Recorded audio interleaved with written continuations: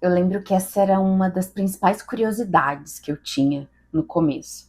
Saber quanto que custava, qual era o preço das cestas e por quanto que eu podia vender as cestas. E é muito comum, realmente, quem tá no começo ter essa curiosidade. E eu lembro até hoje um dia que eu tava vendo no Instagram e apareceu para mim, por seguir uma pessoa, e essa pessoa recebeu uma cesta de café da manhã, linda, maravilhosa. E essa pessoa, essa influenciadora que recebeu, ela era aqui da minha cidade. Então eu logo, e ela marcou, obviamente, a empresa de quem ela recebeu a cesta. Só depois que eu fui entender que isso era uma collab, elas estavam fazendo uma parceria. E eu entrei para ver o Instagram dessa pessoa, que eu achei a coisa mais linda ali, que foi meu primeiro contato em si com grazing food. Eu conto essa história em algum vídeo aqui no canal. E eu lembro que eu achei coisa mais linda, tudo tão delicado, tudo tão diferente do que eu já tive, já tinha até aquele momento acesso, o estilo da montagem, a delicadeza, os próprios itens diferentes também. E quando eu entrei no catálogo dela, que estava disponível no Instagram, eu super me assustei, porque para mim, naquela realidade, era tudo muito caro. Mas só que de fato, olhando, né, para as cestas, valia, porque era a coisa mais linda, você ficava com vontade de ganhar, vontade de dar também as cestas. E era uma curiosidade muito grande que eu tinha. Ali foi o primeiro contato, e depois quando eu decidi, tomei a decisão de trabalhar com cestas de café da manhã, eu pesquisava sempre muito, principalmente aqui na minha região, e eu comecei a ver que eu estava fazendo uma injustiça comigo mesmo, porque isso aumentava a minha frustração. E eu via que, por mais que existisse uma faixa de preço, os preços eram diferentes. E aí você vai estudar, e aí você vai entender. Eu nunca tinha precificado, né, no detalhinho mesmo, itens assim. Eu estava acostumada a precificar, fazer planos, né, de tratamentos quando eu trabalhava com a estética. E eu trouxe toda essa bagagem da estética de montar plano, de precificar planos, sessões para as cestas de café da manhã, só que mais no detalhinho realmente, porque ali a gente está falando não só de itens, por exemplo, um croissant, sei lá, R$ 14. Mas, poxa, eu uso minha geladeira, eu uso meus itens aqui em casa, é diferente. Como que eu faço essa separação? É diferente do que eu vivia na clínica de estética, por exemplo. Mas me ajudou muito, muito mesmo, toda essa experiência em gestão, em já empreender há alguns anos e trazer isso para dentro da Velt. Mas é muito injusto. Apesar de ser necessário, eu acho que a gente precisa sim estar de olho num valor médio do que realmente estão cobrando, mas isso não é o que vai ditar o quanto custa, o quanto vai custar, qual que vai ser o preço das suas cestas. Tem muito mais coisas envolvidas. E eu acho que para começar a você entender qual que será o preço da sua cesta, é você fazer a primeira coisa que eu sempre falei aqui, assim que você decidir trabalhar, o que você tem que fazer? Você tem que definir o seu público. Qual que é o público que você quer trabalhar?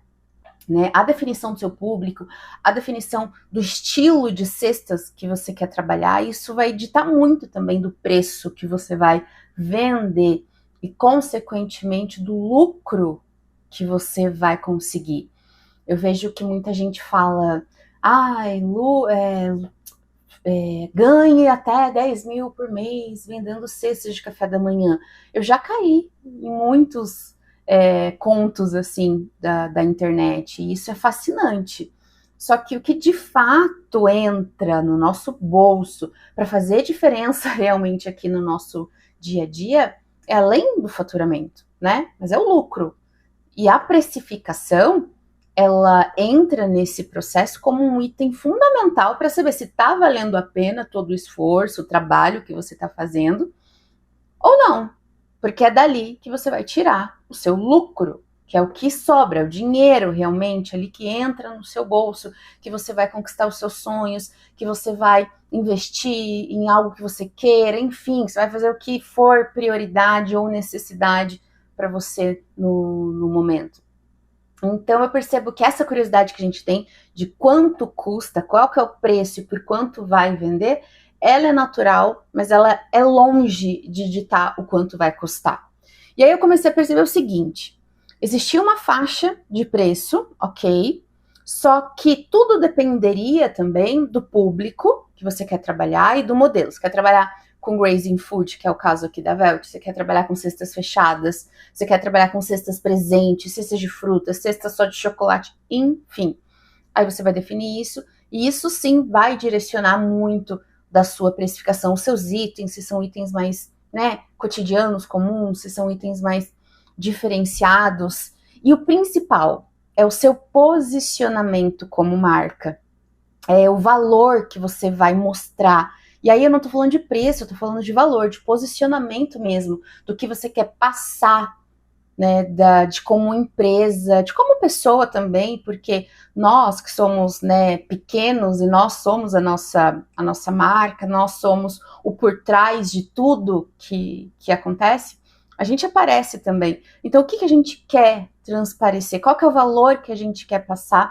Qual que é a percepção de marca? Isso também conta muito com relação à precificação e ao preço em si, né? O valor, a percepção de valor que vai ter o seu produto, a sua empresa, relacionado com o seu posicionamento. Isso é muito importante também.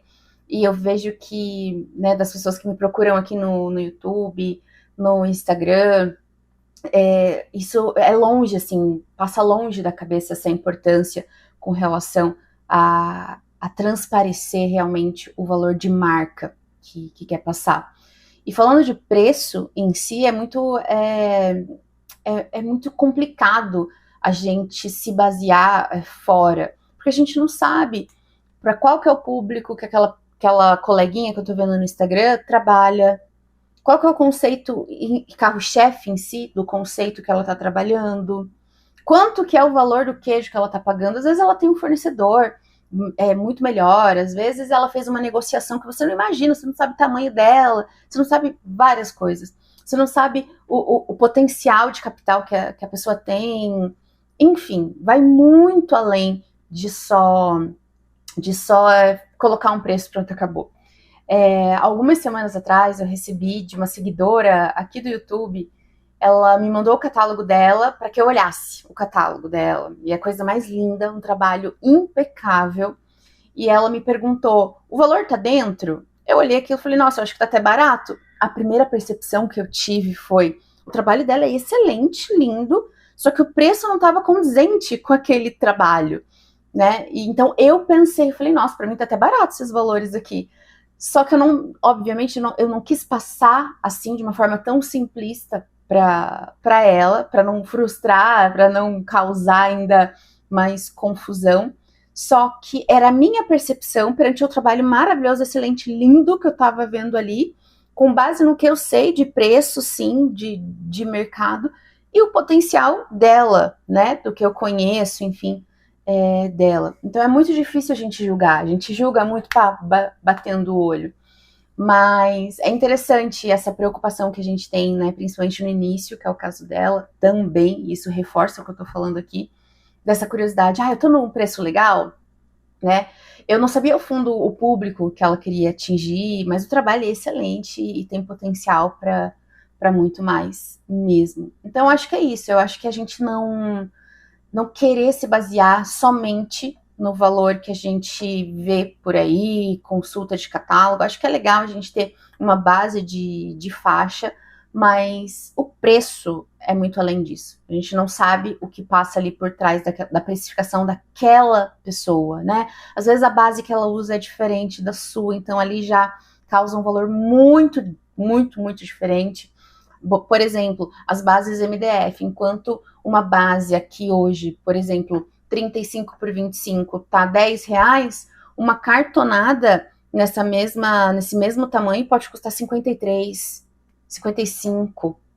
reais, isso vai mudar a sua precificação. Então, às vezes, quando a gente não tem esse entendimento, a gente olha e fala, meu Deus do céu, eu tô cobrando muito barato, eu tô cobrando muito caro. Então, não é a única observação que a gente tem que fazer na hora de precificar o valor da coleguinha, né? É muito além disso. Inclusive, eu vou fazer um vídeo aqui só sobre precificação. Aqui eu só quero dar um panorama, realmente, dessa curiosidade que desperta na gente desde o primeiro dia que a gente começa a namorar esse mundo de cestas de café da manhã e do dia que a gente decide realmente que vamos trabalhar com isso e qual que é o estilo de montagem que a gente quer seguir, porque consequentemente daí vem o público que a gente quer atingir também. E diferente do que a gente pensa, o pessoal, ele quer pagar. Ele quer pagar por um valor, por um produto diferenciado, por um produto exclusivo, por um produto pensado ali com carinho. A gente transmite sentimento em forma de comida, em forma de cestas de café da manhã. E eu entendo que no começo a gente acha muito caro, que é o que eu achava lá no começo, porque a gente pensa com a cabeça nossa. Só que a gente não sabe qual que é a realidade dos nossos clientes, principalmente desses públicos com mais intenção realmente de investir num produto de qualidade, diferenciado, exclusivo, artesanal. Então a gente costuma pensar com a nossa cabeça, mas na verdade a gente precisa pensar com a cabeça do cliente que busca isso, e a gente está aqui para entregar essa solução ao cliente, né? E pensar nisso como proporcionar uma experiência tanto de compra quanto para quem vai receber a cesta também é uma forma de você levar a sua percepção e seu valor de marca, podendo assim também comprar, vender, aliás, mais caro. Então é um conjunto de coisas que compõem toda essa percepção de valor para que sim você cobre mais caro.